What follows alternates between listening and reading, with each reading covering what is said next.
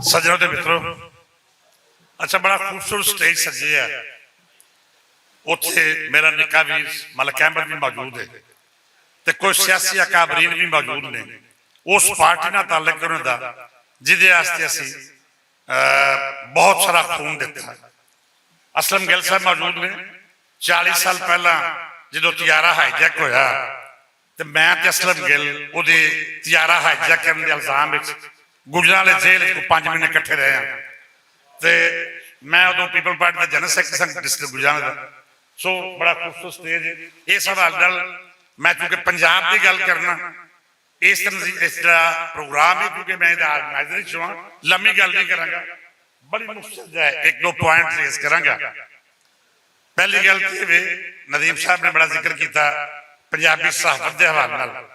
मलिक अहमद यकीनन speaker Punjab assembly ने और पिछले दिन जो भुलेखा अखबार के इश्तिहार ते बंदिश लगी तो वाहद आवाज से असैम्बली चो मलिक अहमद खान सी जिन्ना पंजाबी अखबार के इश्तिहार की बहाली वास्ते अपनी कोशिश से कावश की। सो मैं मशहूर हाँ इन्हों का। इन्हों की कावश कुछ ना कुछ बराबर हुई। चलो अगर 100% के 5-10% इश्तिहार पंजाबी अखबार में मिलने शुरू हो गए। मैं अज उन्होंने बेनती करांगा कि जनाब अपना पूरा टेल ला के अपने इख्तियारात इस्तेमाल करके उस कानून से अमल कराओ जिहड़ा पंजाब असैम्बली ने अज तो बहुत पहला परवेज के दौर पास किया कि पंजाबी अखबारात मीडिया का 5% कोटा दिता जाएगा। सो मैं तवक्को रखना मलिक अहमद तो कि वो इस हिस्से च अपना फर्ज ते कर्ज पूरा करने की कोशिश करेंगे। हुण मैं आना बड़े मैं सिर्फ पॉइंट रेज करके निशानदेही करना चाहांगा, गुफ्तगू करांगा। पंजाब की वंड के मसलियां से यकीनन जिन्ने लोग स्टेज पर मौजूद ने एक कमिटेड पंजाबी ने और मैं समझदा कि उनका ओढ़ना छोड़ना ही पंजाबी है। लिहाजा पहली गुजारिश है कि पंजाब की वंड से जिहड़े तनाजे खड़े किए जा रहे हैं इन्हों रोकने की कोशिश की जाए और इस हिस्से ये तमाम हिसाब अपना किरदार अदा करें। दूजी गल फिर मलिक अहमद खान ने कहा कि असैम्बली एक बिल पास होया बिल पेश होया जिहदे कहा गया है कि हर जिले नूं ज़बान इख्तियार करने का इख्तियार दिता जाए। मैं समझदा कि यह बिल नाकाबिल कबूल है और इस हिस्से सानूं बिल नूं वापस लैण या बिल की तरमीम करने की लोड़ है।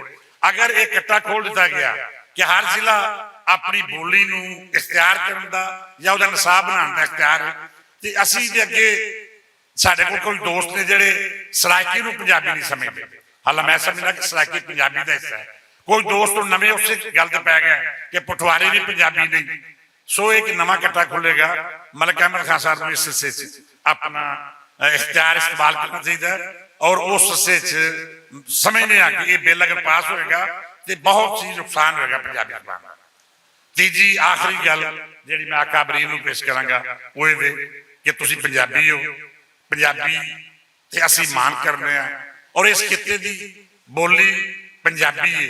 बिलखसूस अज जिस बाबे के उर्स के हवाले असीं इकट्ठे होए हां ओहदी सारी तालीमात पंजाबी है। बाबा फरीद, बुल्ले शाह, सुल्तान बाहू, मियाँ मोहम्मद बख्श उन्होंने तमाम तालीमात पंजाबी ने। मेरा इस गल से ईमान नहीं यकीन है कि अगर नवी नस्ल पंजाबी तो आशना होएगी पंजाबी पढ़ेगी तो वह यकीनन बाबिया के कलाम तो आशना होएगी। वो बाबा फरीद को पढ़ सकेंगे, सुल्तान बाहू को पढ़ सकेंगे, मियाँ मोहम्मद बख्श पढ़ सकेंगे, बुल्ले शाह पढ़ सकेंगे। और अगर नवी नस्ल बाबिया के कलाम पढ़ने से कामयाब होती है तो यकीनन वो एक अच्छा मुआशरा तखलीक देने कामयाब होंगे। और इस गल नाल ही मैं अपनी गल को खत्म करना कि पंजाबी नूं पंजाबी ज़बान का जरिया तालीम बनाने वास्ते तमाम अकाबरीन नूं कोशिश ते कावश करनी चाहिए। अज तो 3 महीने पहला एक बिल करारदाद पास हुई थी वह भी इतफाक नाल मलिक अहमद खान साहब की मौजूदगी पास हुई थी कि पंजाब पंजाबी नूं जरिया तालीम बनाया जाए, लाजमी जरिया तालीम बनाया जाए। अच्छा वो तो मैं उस असैम्बली मौजूद था। कोई दोस्तों उत्ते सराइकी MPs ने इतराज किया लेकिन उन्होंने इतराज के बावजूद मलिक अहमद खान साहब ने वो करारदाद पास करवाई कि पंजाब पंजाबी नूं जरिया तालीम बनना चाहिए। सो अज की इस कॉन्फ्रेंस के मैं मुद्दे ये बुनियादी गल यही अर्ज करांगा कि पंजाबी ज़बान जरिया तालीम बनाया जाए और पंजाबी दे और पंजाब दे ਮੁੱਢਲੇ ਮਸਾਇਲ ਤੇ ਗੌਰ ਕੀਤਾ ਜਾਏ। ਇਹ ਸਾਡੀ ਲੀਡਰਸ਼ਿਪ ਦਾ ਇਖਤਿਆਰ ਵੀ ਹੈ ਔਰ ਜ਼ਿੰਮੇਵਾਰੀ ਵੀ ਹੈ। ਬਹੁਤ ਸ਼ੁਕਰੀਆ।